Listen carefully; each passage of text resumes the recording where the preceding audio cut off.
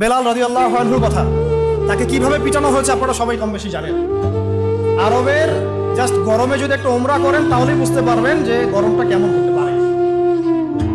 কয়েকদিন আমাদেরকে রাস্তায় নামাজ পড়তে হয়েছে, এত ভিড় ছিল, ওখানে সেজদা দেওয়ার মতো কোনো পরিবেশ থাকে না, এত এত মানে গরম। ওখানে দাঁড়িয়ে থাকলে আপনার পায়ে মনে ফোসকা পড়বে। ওখানে একটা মানুষকে সারাদিন শুইয়ে রাখা হলে উত্তপ্ত বালুর মধ্যে, উপরে যদি পাথর চাপা দেওয়া হয়, আর সে তখনও বলতে থাকছে আহাদুন আহাদ, আল্লাহ এক, আল্লাহ এক, তাহলে তার ইমানের জাজবা চিন্তা করে। এই জীবন মহাকাব্য রচনা করেছে। এই জন্য বেলাল রাদিয়াল্লাহু আনহু সেই ব্যক্তি যিনি মক্কা বিজয়ের পরে কাবা ঘরের ছাদে উঠে আযান দিয়েছেন। চিন্তা করা যায়, তিনি সেই ব্যক্তি যার কথা নবী সাল্লাল্লাহু আলাইহি ওয়াসাল্লাম যখন আলোচনা করতেন তখন বলতেন যে বেলাল, যখনই আল্লাহ আমাকে জান্নাত দেখান তখন তোমার পায়ের আওয়াজ আমি আগে আগে শুনতে পারি। তুমি কি এমন আমল করো? তিনি বলছেন, আমি তো এক্সট্রা এমন কোনো আমল করি না, তবে যখনই আমার ওযু ছুটে যায় তখন আমি আবার ওযু করি এবং সেই ওযু দিয়ে আমি 2 রাকাত নামাজ পড়ি, তাহিয়াতুল ওযু। এটা আমরা আমল করার চেষ্টা করবো। আল্লাহ পাক আমাকে তৌফিক দান করেন, আপনাদেরকে তৌফিক দান করেন। উহুদ যুদ্ধ চলছে, শুরু হবে যুদ্ধ, সবাই শুনছে।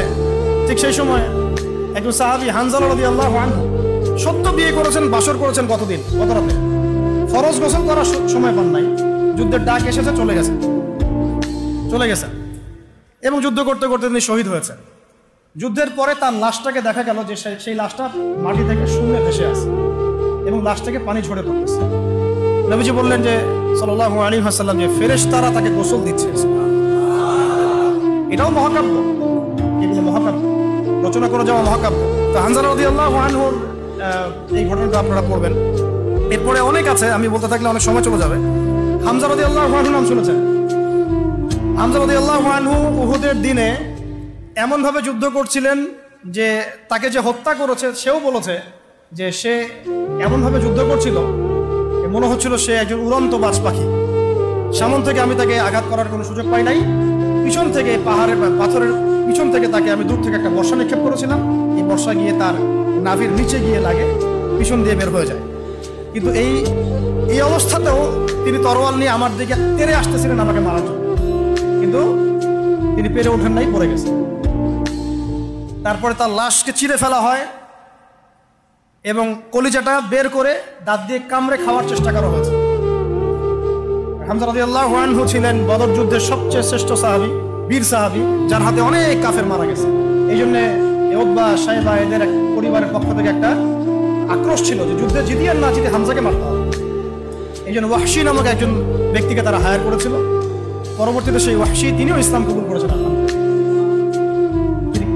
তাকে অনেকে হামজার কাতেল বলতো। পরে মুসাইলামা কাযযাবের হত্যা আল্লাহ পাক এই ওয়াহশীর হাতে করেছেন। সুবহানাল্লাহ, আল্লাহ পাক তাকদীর ঘুরিয়ে দিয়েছেন।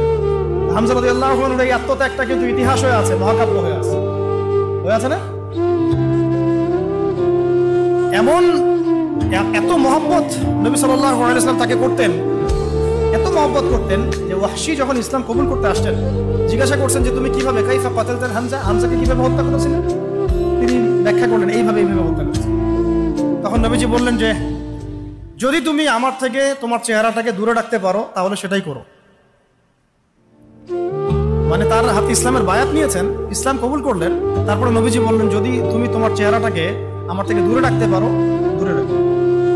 আর আমরা তো বিগত 20-30 বছরের মানে অগণিত জুলুমকে জাতীয় ক্ষমা ঘোষণা করতে চাচ্ছি।